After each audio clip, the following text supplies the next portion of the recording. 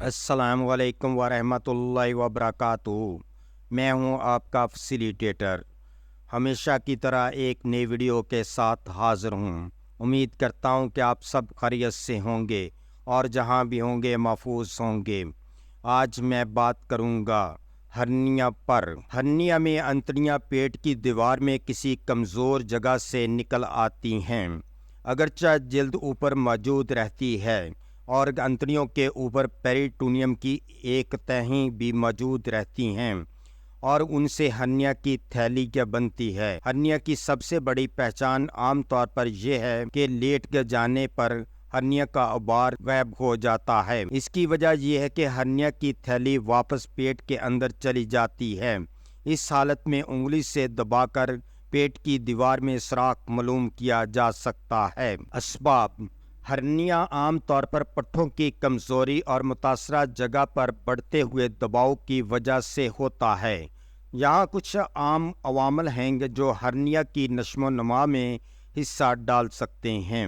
کچھ افراد بعض پٹھوں یا جوڑنے والے بابتوں کے حصوں میں قدرتی کمزوری کے ساتھ پیدا ہوتے ہیں، جس کی وجہ سے وہ بعد میں زندگی میں ان کو ہرنیا پیدا ہونے کا زیادہ خطرہ ہوتا ہے۔ جیسے جیسے لوگوں کی عمر ہوتی ہے ان کے پٹھے اور جوڑنے والے ٹشوز کمزور ہو سکتے ہیں، جس سے یہ ہرنیا کا خطرہ بڑھ جاتا ہے۔ وزن اٹھانے، شدید کھانسی یا دائمی قبض جیسی سرگرمیوں کے دوران باقاعدگی سے بھاری چیزوں کو اٹھانا یا دباؤ ڈالنا پیٹ اور نالی کے حصوں پر بہت زیادہ دباؤ ڈال سکتا ہے، جس سے ہرنیا ہو سکتا ہے۔ زیادہ وزن یا موٹاپا یا پیٹ کے پٹھوں پر اضافی دباؤ ڈال سکتا ہے، جس سے ہرنیا ہونے کا امکان زیادہ ہوتا ہے۔ حمل پیٹ کے پٹھوں کو کھینچنے اور کمزور کرنے کا سبب بن سکتا ہے، جس سے ہرنیا پیدا ہونے کا زیادہ خطرہ ہوتا ہے۔ خاص طور پر نال یا نال کے حصوں میں دائمی رکاوٹ، پلمونری بیماری یا مستقل کھانسی جیسی حالتیں پیٹ کے پٹھوں کو دبا سکتی ہیں اور ہرنیا کی تشکیل میں معاون کر سکتی ہیں۔ سرجیکل چیرا ارد گرد کے بافتوں کو کمزور کر سکتا ہے، جس سے پچھلی سرجری کی جگہ پر چیرا ہرنیا پیدا ہونے کے امکانات بڑھ جاتے ہیں۔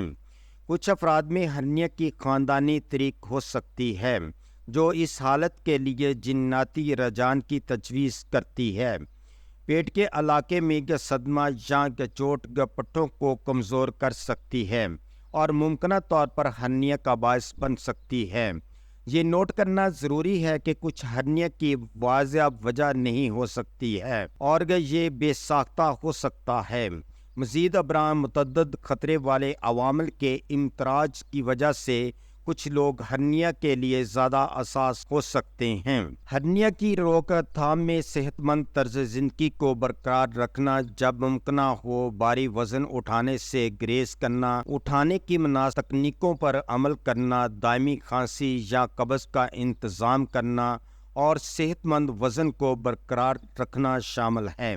اگر آپ کو شک ہے کہ آپ کو ہرنیا ہے یا آپ کو علامات کا تجربہ ہے تو مناسب تشخیص اور مناسب علاج کے لیے طبی امداد حاصل کرنا بہت ضروری ہے۔ ہرنیا کی علامات: ہرنیا کی قسم اور اس کے مقام کے لحاظ سے مختلف ہو سکتی ہیں، تاہم ہرنیا سے منسلک کچھ عام علامات میں شامل ہیں۔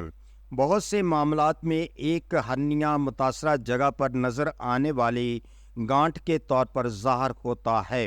گانٹھ کھڑے ہونے، کھانسنے یا تناؤ کے وقت زیادہ نمایاں ہو سکتی ہے اور لیٹنے پر یہ اکثر غائب یا کم نمایاں ہو سکتی ہے۔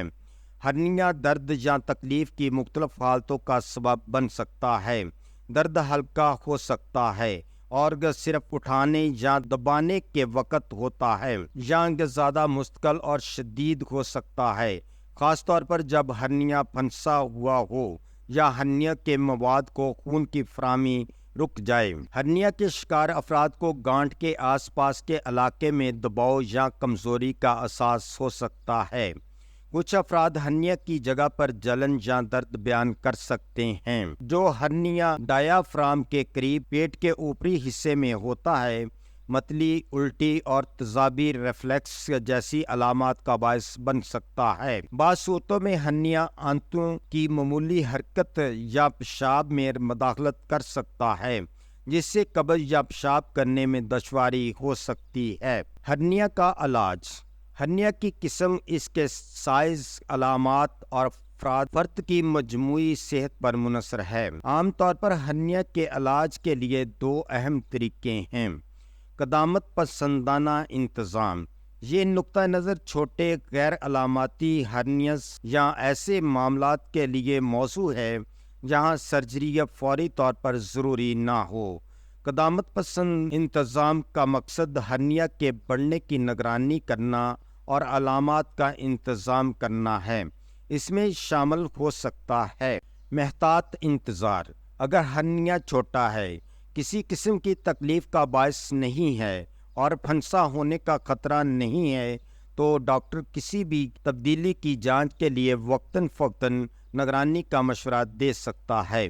طرز زندگی میں تبدیلیاں۔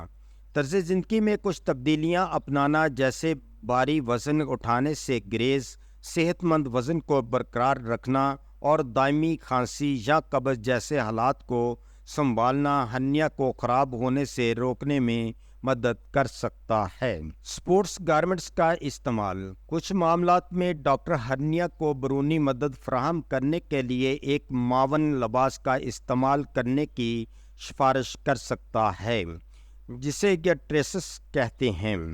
جراحی۔ اکثر ہرنیا کے لیے جراحی کی ضرورت ہوتی ہے، خاص طور پر جب وہ علامات پیدا کر رہے ہوں یا جب پھنسا ہونے جیسی پیچیدگیوں کا خطرہ لاحق ہو۔ سرجری سے ہرنیا کے ٹشوز کو اس کی صحیح پوزیشن میں واپس دھکیلنا اور ہرنیا کو دوبارہ ہونے سے روکنے کے لیے کمزور جگہ کو مضبوط کرنا شامل ہے۔